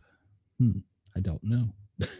We've talked temperature, frost and freeze, none of that today. Precipitation, we talked about how pretty much the northeast is going to get slammed again today. We discussed the tropical. I'm not sure what I had this pulled up for. So we will move onward. And I'm going to update this. This is from the National Hurricane Center. And, well, they haven't given us any. They're really being, I don't know how to say it, but they're really sitting on this one. Some forecasters are saying that it's going to be a little bit more to the west and come up Louisiana. Others are saying that it's going to turn to the right and go up through Alabama, hit the Appalachians, and go back out to sea. But the National Hurricane Center has just been kind of quiet on this, and this was updated. This is the most recent update. So, I don't know. Well, I guess we'll just have to watch and see. I'm sure they're going to be sending their hurricane hunters in, but I thought with the 1 o'clock briefing, we would have seen more. So, but we haven't, which is kind of shocking. I really would have anticipated they would have given us more guidance, but the National Hurricane Center is still sitting that it's just a tropical storm. Nothing to see here. And we talk about the heat. Well, there's pretty much, if you look at the map here, pretty much coming up through following the Mississippi River all the way up into the Appalachian Mountains. You can see it's code red for intense heat. Most of the entire East Coast extending all the way over past the Ohio Valley. Central Texas is got moderate heat. And the only part of the country really is up here where all the storms are, and that cooling trough effect is coming down from Canada. It's caused pretty much Wisconsin, Illinois, those areas extending to the west to be cooler. And in the heat, as we talked about, pretty much from Canada coming down all the way through Washington, Oregon, into Northern California, code orange, and code yellow for the rest of California. But yeah, it's a warm summer day here in the United States. And I don't know why we have to talk about this, but I figured I would bring it up. The U.S. drought map, it was released. It's a little old, so this needs to be updated. But we can see that the West is still in dire need of rain. I'm sure that they're getting it, but the problem with heavy torrential rains is that it doesn't really absorb into the land as needed. And Chris says that green looks white on the map. Oh, with the temperatures. And let's see here. What do we have? Fire Information System. Oh, okay. This is from our friends at NASA. This is talking about, we were reporting on all those large fires. Each individual red dot is a fire, but it doesn't necessarily mean that it's a large fire. It's just been spotted by satellite. The larger ones out here in the West, as you can tell, are pretty well off. Pretty much from Salt Lake City, pretty much the west side of the Rockies over to the coast. There's multiple large fires. There's very few fires, if any, in the South.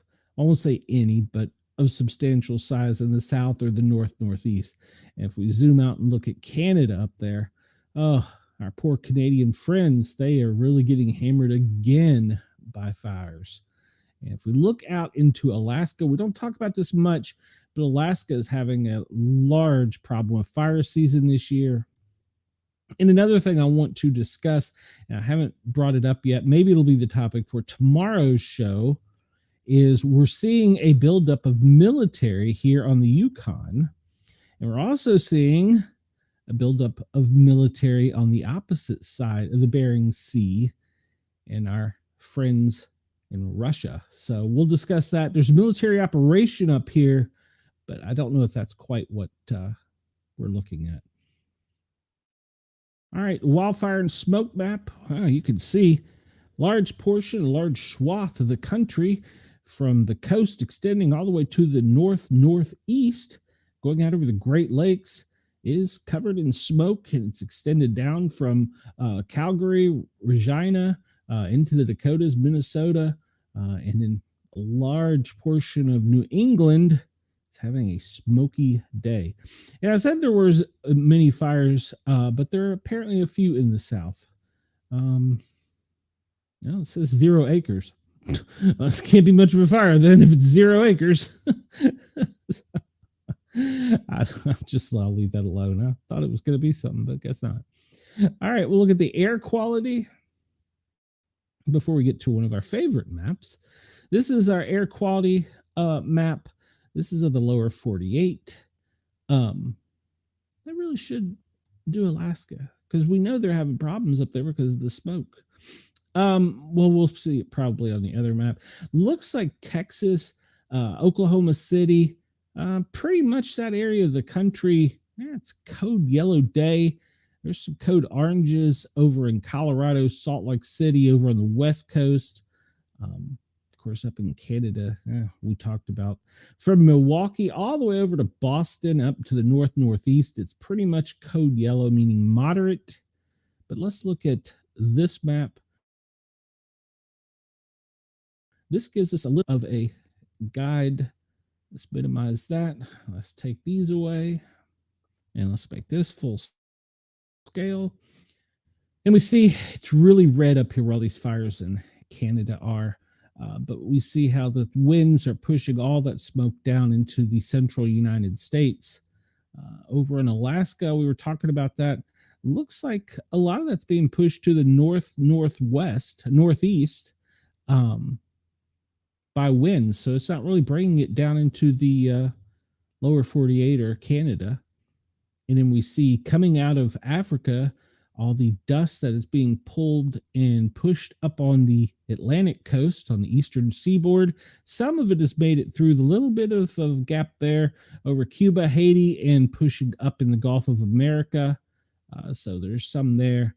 If we look down Australia, looks as though your air quality for today, Albany, because you're fire down there, you're going to have a little bit of air quality issue. Much of the central part of Australia is going to have some problems, but more so to the northwestern coasts, up there in Darwin and Broome, where it looks like it's smoke from the fires.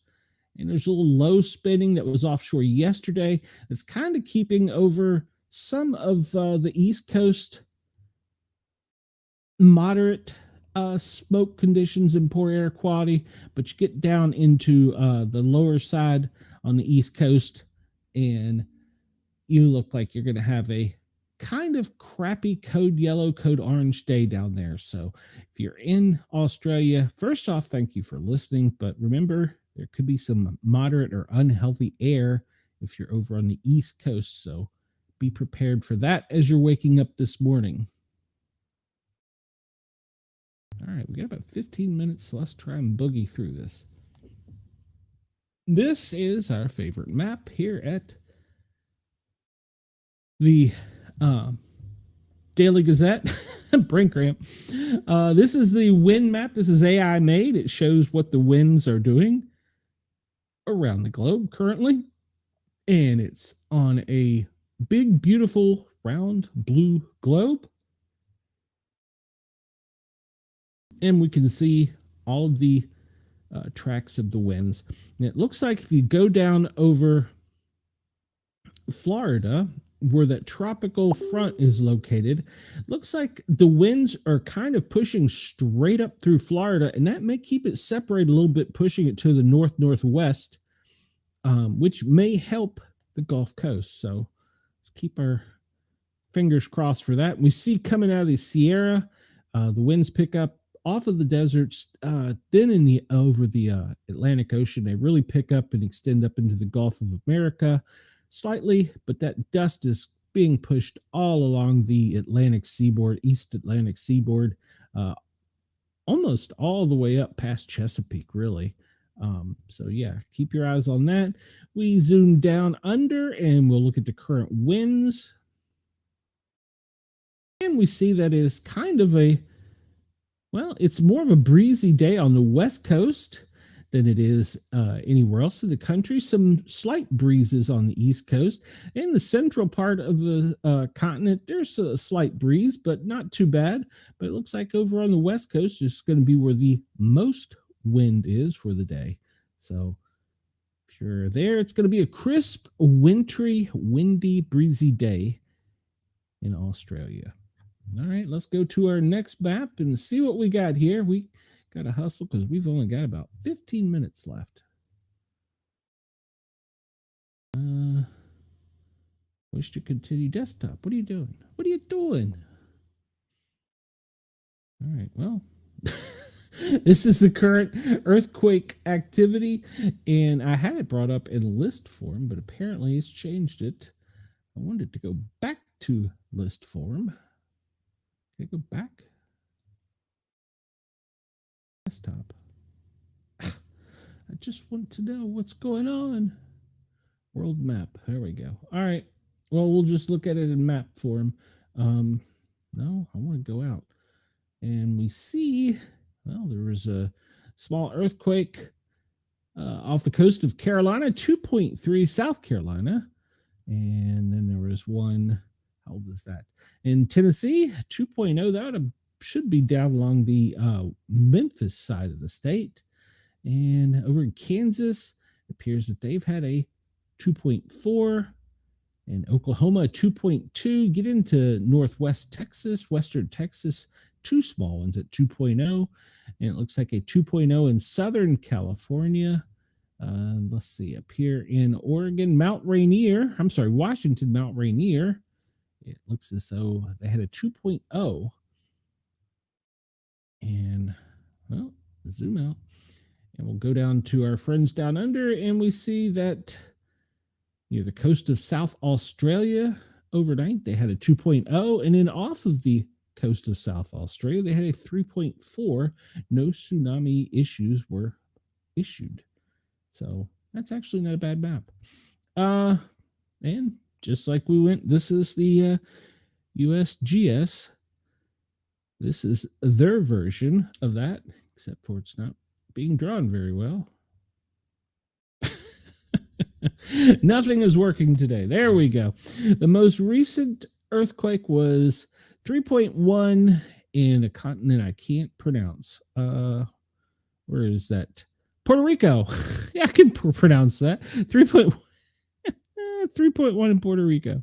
4.7 in 4.5 in Indonesia, 2.8 in Hawaii. I can't pronounce Puerto Rico. I'm sorry, folks. It's the game's over. Show's over. All right. So those were the most recent earthquakes. The most substantial one was a 5.1 in Timor-Leste. Don't know where that is. And then Chile had a 4.7. Before that, it was the Kuril Islands and a 4.9. I can't pronounce Puerto Rico. So there has been no volcanic activity really to report on. There is some activity, but nothing has really been more than just some rumbling. 4 hours ago, of course, Alaska, it's always kind of active out there, but no eruptions. Even Hawaii, I don't want to use the Q word, but they haven't had a great deal of activity. So I wish it would let me zoom in more.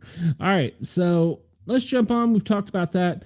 I want to talk about the measles 2025. If you remember the last time we talked about the measles, it was kind of and maybe barely hitting triple digits. Well, now, as of the 15th, which was yesterday, in the United States, there's 1,309 cases in 40 states: Alaska, Arkansas, Arizona, California, Colorado, Florida, Georgia, Hawaii, Illinois, Indiana, Iowa, Kansas, Kentucky, Louisiana, Maryland, Michigan, Minnesota, Missouri, Montana, Nebraska, New Jersey, New Mexico, New York City, New York State, North Carolina, North Dakota, Ohio, Oklahoma, Oregon, Pennsylvania, Rhode Island, South Carolina, South Dakota, Tennessee, Texas, Utah, Vermont, Virginia, Washington, and Wyoming.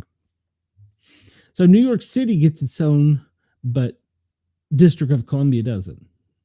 Okay.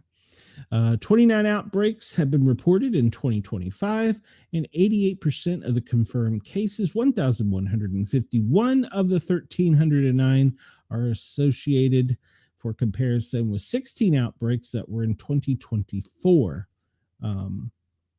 So they are monitoring the situation, but the measles every year sneaks in and rears their ugly head. So that's current conditions as of yesterday for the United States and the CDC with 1,309 confirmed cases. And if we look at the flu and Ebola map, when it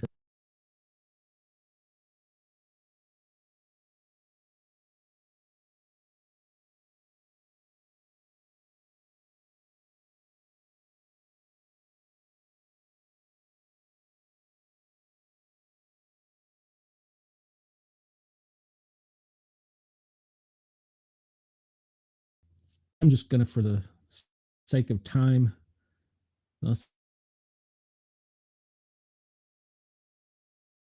a little too far out. It can have things benignly reported, like West Virginia, potential measles cases are being tested. Up in Washington, D.C., kitten found that is tested for rabies. Good news, or bad news, I guess, for either kitten. Down in the Carolinas, whooping cough has been confirmed. 5 cases so far. Well, that's not good. Georgia, West Nile is detected. Well, that's definitely not good news. Alabama, West Nile, Mississippi, whooping cough. I wasn't aware whooping cough was making a comeback. Louisiana is battling West Nile. Up on the Mississippi, what are they battling? Greenville mayor, this is in Mississippi, issues a public health advisory over West Nile. All right. Texas, emerald ash borer confirmed in Navarra counties. I'm not sure what an emerald ash borer is. Probably should look that one up. If anybody wants to Google that real quick, since we're running a little short on time here.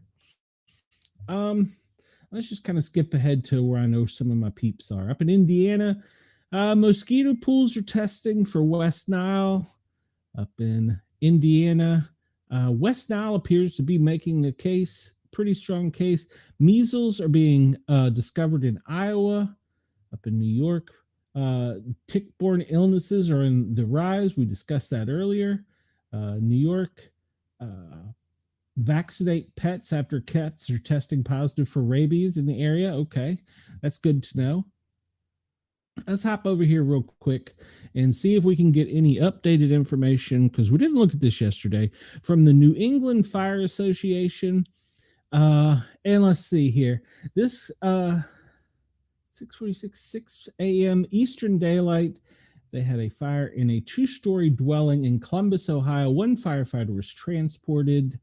In Denver, Colorado at 4:38 Eastern, they had a shooting. One victim transported to the hospital, unknown condition, unknown perp.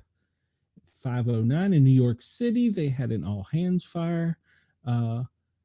It's a fire in an electrical plant, and they were managing to get some water on the fire. And where's this? Brewer, Maine, two-story wood frame family fire at 4:28. 4:25 San Francisco, California, on scene of a fire in Massachusetts, Somerville, fire in a one-story, 1.5-story wood frame dwelling, and they were knocking the fire down. That was at 3:36. And let's just skip ahead a little bit here. 2:10 Eastern time, there was a person shot in Denver. Is it just one person? Yeah, one person shot due to taken to hospital. In South Hero, Vermont, there was an accident, car versus tree extrication. 2 people were taken to the hospital.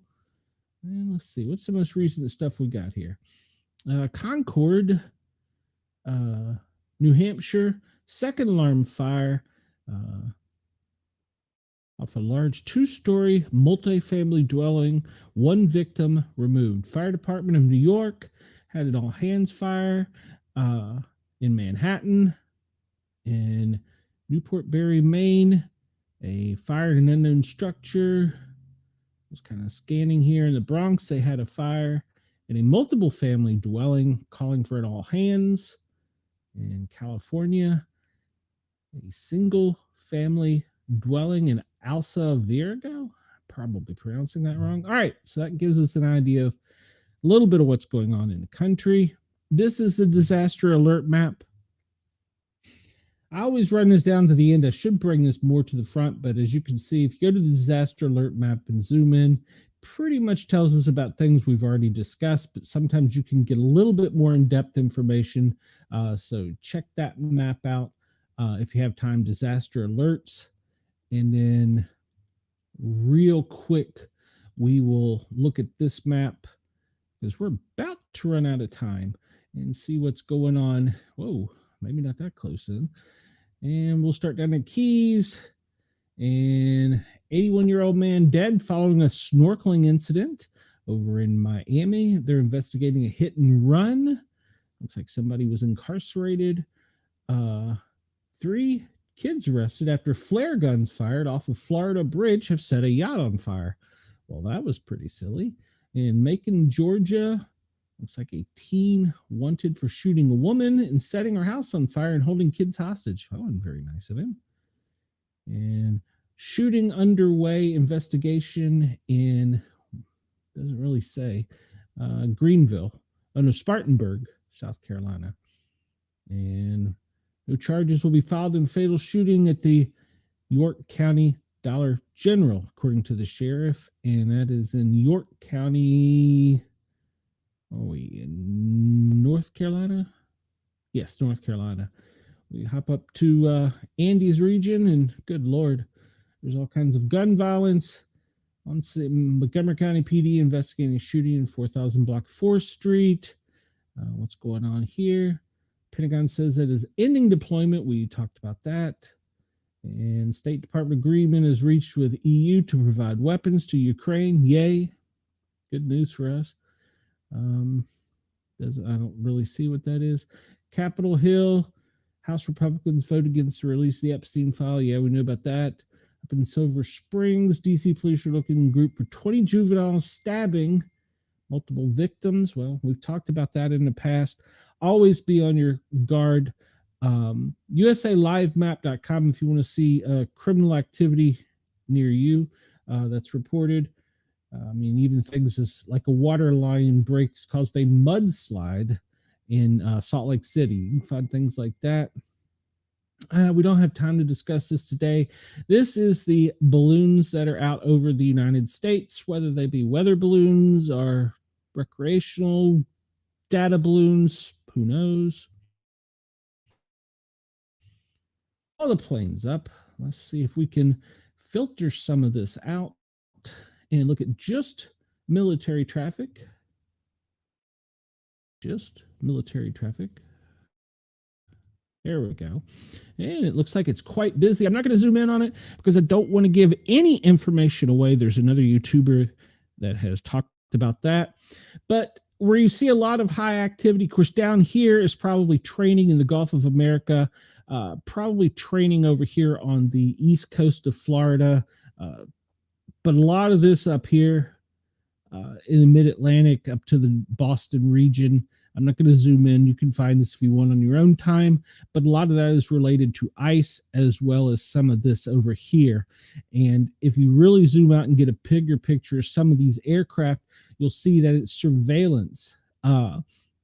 Pay particular attention straight up the center of the country where they're doing a lot of surveillance, a lot of ice operations. So currently, there's all the ship activity in the world.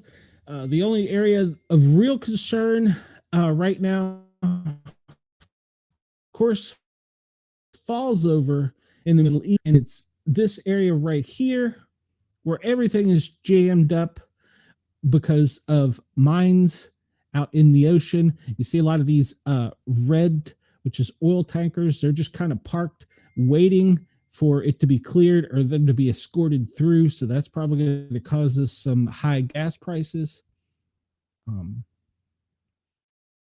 No TAMs, FAA data. If it draws real quick. I didn't see anything too crazy earlier, so I don't anticipate that there's anything there. And we'll go out of here looking at Bitdefender. We're always talking about cyber threats. We're always under the threat of being attacked cyberly. All right, everybody, at Yerg's Radio and Radio X Australia, I encourage you to come over and find the YouTube channel, the Sportcat shows. Please subscribe. I need your help to get monetization. And I would like for everybody to come over and take a look at the video, maybe see my ugly mug, check out some of the graphics, hit that thumbs up button. It helps spread the word out and get it across Facebook, YouTube. And I will be back here tomorrow, same time, same location, pontificating and whining on about more and more things. Everybody have a great day. Reminder, tonight, my first pair of our normal guys will be on Radio X in Australia. So check that out tonight. And I have a show scheduled on YouTube for the Paranormal Guys, my normal Wednesday night show. We have two great authors. One author is going to be speaking about the new pandemic is grief. So it's going to be a great topic, a great time to have it. And then the other author is a returning author who we've had before. You'll recognize her, Joni. She's a great author. So everybody come over and check us out on our show over there, Paranormal Guys. I'll leave you going out looking at this map here. This is Bitdefender. Red is attack. Yellow is infection, white is spam, and you can see that pretty much the United States is being hammered. Everybody have a great day. I will see you tomorrow. Oh, I will see you tonight if you tune into the Paranormal Guys.